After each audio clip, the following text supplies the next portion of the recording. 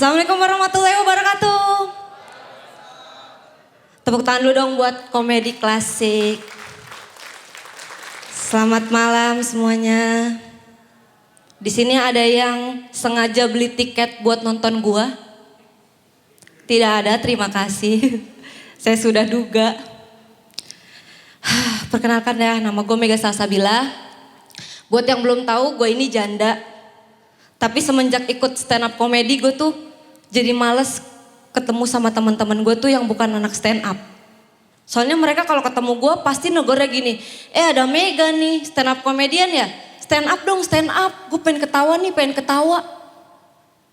Maksud gue kan janda bukan ganja ya. Kalau lu ngisep ganja mungkin lu bisa ketawa. Kalau lu ngisep gue yang ketawa. Dan gue tuh jadi janda udah 5 tahun. Gue udah ngalamin 5 kali lebaran. Tiap lebaran tuh gue sedih. Karena kakak-kakak gue tuh pada silaturahmi ke rumah mertuanya. Gue udah gak ada mertua gitu. Gue tiap lebaran cuman berduaan sama anak gue. Buset dah, gue udah kayak ibu-ibu di Kalengkongguan. Ya Allah, suami kagak ada. Saudara pada pergi, tetangga mudik. Gue berdua doang sama anak gue ditemenin kaleng kongguan yang isinya kembang goyang loh. Ya Allah, makanya nih gue berharap banget abis ini gue jadi brand ambassador kongguan gitu. Gak apa-apa, gue berdua doang sama anak gue, yang penting gue tiap lebaran kongguannya beneran gitu. Jadi nanti foto gue sama anak gue ada di kaleng gitu. Kan jadi keren ya. Kapan lagi lu lihat ibu-ibu kongguan pakai kerudung. Biskuit syariah. Aduh. Dan gue tuh lulus sekolah umur 17 tahun. Gue lulus sekolah tuh gak kuliah, gue langsung nikah gitu. Habis ngambil rapot langsung nikah gitu. Gak bercanda. Gue milih nikah muda karena dulu tuh gue berpikir kisah cinta gue bakalan happy ending kayak film Cinderella gitu. Setelah gue jalanin lebih mirip film azab loh. Iya, gue ditinggalin suami gue dan gue hampir gila gara-gara itu. Tapi kalau misalkan di film azab kan biasanya ada dosa yang dilakuin ya kan. Misalkan suami istri, istrinya selingkuh, ditinggalin suaminya jadi gila. Di situ gue berpikir, dosa apa yang udah gue lakuin sampai suami gue ninggalin gue dan gue hampir gila. Karena selama gue menikah, gue gak pernah selingkuh. Bapak gue yang pernah. Masa gue dapat azab dari dosa yang dilakuin bapak gue? Itu kan gak adil ya. Sama kayak Jakarta banjir yang disalahin Anies gitu. Iya, kata Anies, dosa gua apa? Perasaan baru jadi gubernur, kenapa banjir tiba-tiba nyalain gua? Emang gua pengendali air. Gitu pasti kan gak adil gitu.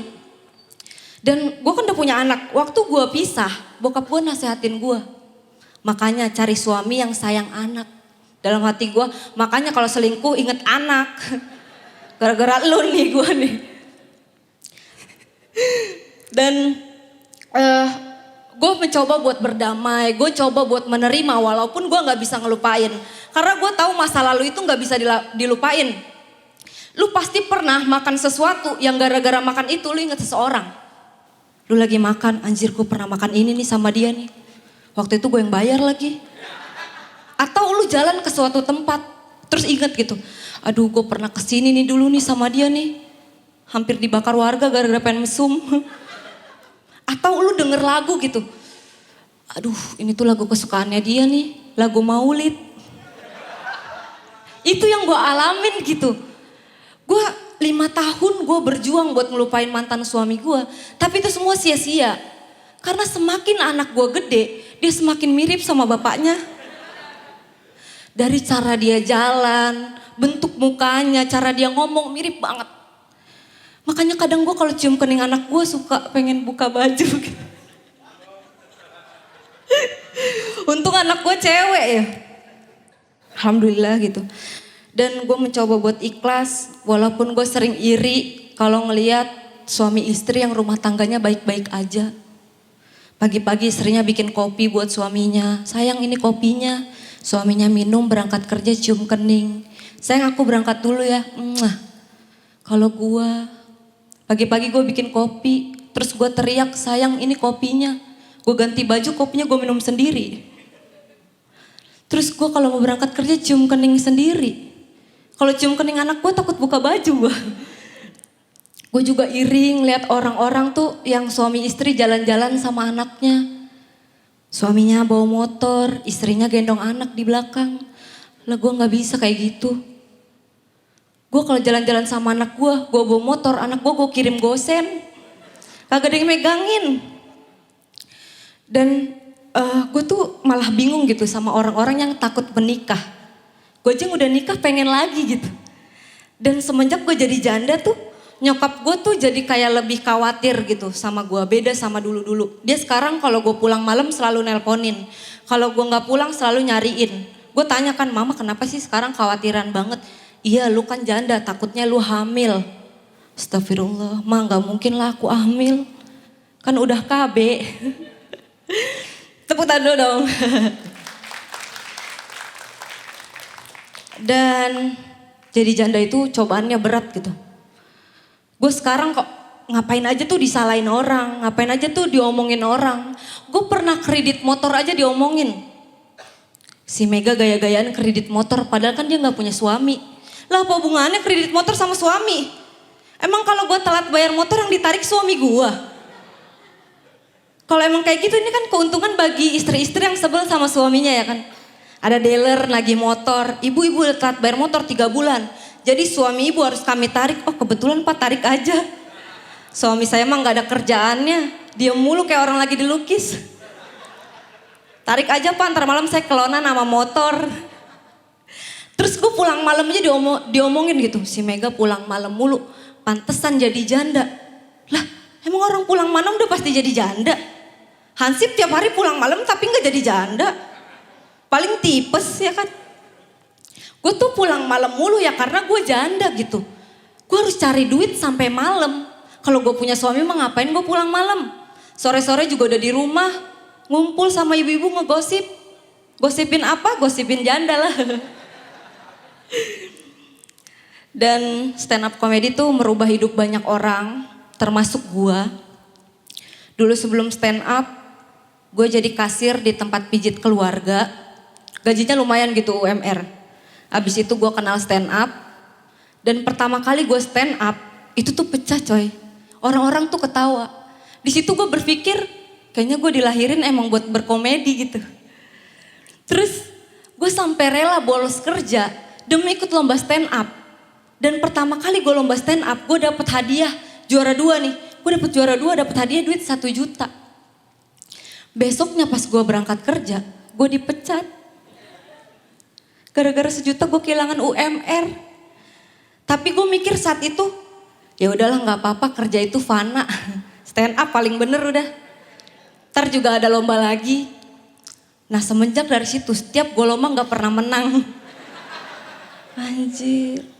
Di situ gue mikir kayaknya gue salah jalan deh. Kerja udah paling bener kerja. Tapi ya udah terlanjur gitu. Akhirnya duit dari 1 juta itu yang hadiah lomba itu gue DP-in motor terus gue daftar ojek online.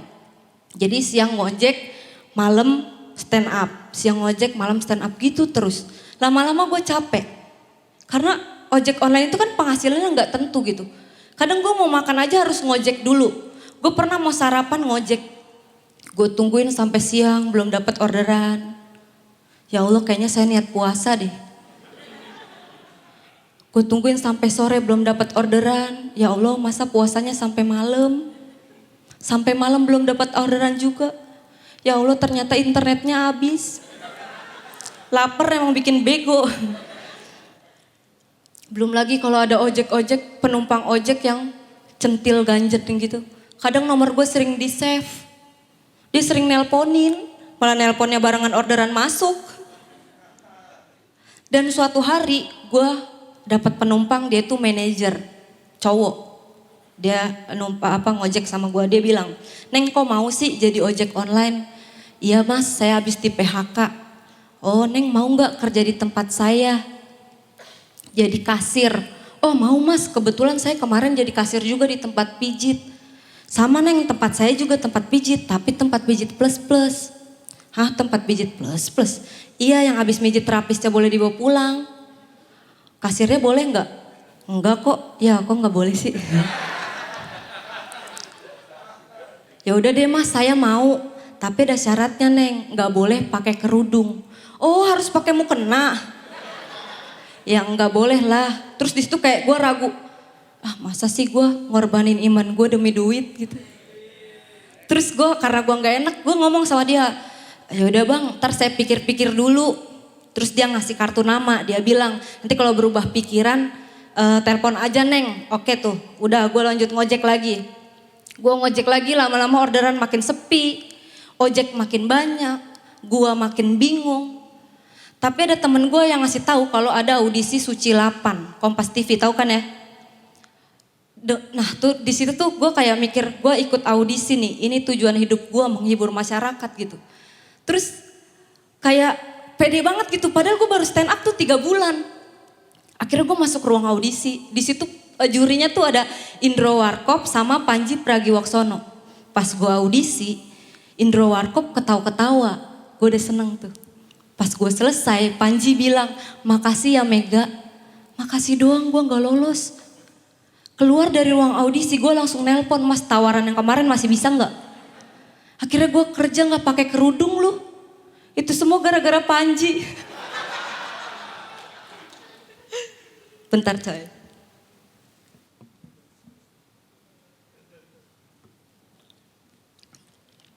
Dan abis itu gue kerjaan tuh gak pakai kerudung. Gue kerja, 3 bulan gue kerja manajernya nyamperin gue. Dia bilang, Mega jadi gini nih kita mau buka cabang di Bali. Kira-kira kamu mau gak dipindahin ke Bali? Karena denger Bali gue langsung mau, oh saya mau pak. Terus dia bilang, tapi bukan jadi kasir, jadi terapis. Mohon maaf pak saya gak bisa mijit. Nanti diajarin kok tenang aja, gajinya gede loh. Apalagi kalau kamu berani. Berani ngapain pak? Ambil dompetnya. Terus gue bilang, ya udah pak ntar saya pikir-pikir dulu. Gak lama dari situ ada audisi Suca 4. Gue pengen ikut, akhirnya gue ikut tapi gue nazar. Gue kalau gak lolos audisi nih, fix gue mau ke Bali aja. Gak apa-apa, gue kapan lagi gue dapat gaji gede gitu. Orang-orang gak ada yang tahu ini gue di sana kerja apaan kan. Tinggal gue bilang sama mama gue di sana jadi leak. Gue udah sempat mikir gitu. Tapi alhamdulillah stand up komedi nyelamatin hidup gue. Gue lolos Suca, berhenti kerja, bisa pakai kerudung. Walaupun cuma sampai 6 besar, tapi gue seneng. Karena job gue lebih banyak daripada 4 besar. Gue gak usah sebutin namanya, kalian belum tentu kenal. Terus setelah lolos Suca, gue udah gugur di 6 besar nih. Setelah Suca, gue bisa ngumpulin duit. Dalam waktu 3 bulan, puluhan juta di tabungan gue. Dalam waktu 3 bulan, 4 bulan dan seterusnya, job sepi. ATM gue yang tadinya puluhan juta jadi puluhan rupiah. Ya Allah, tahu gitu gue ke Bali. Mijit leak. Yang penting bisa gue ambil dompetnya. Terima kasih, Rogo Mega Salsabila.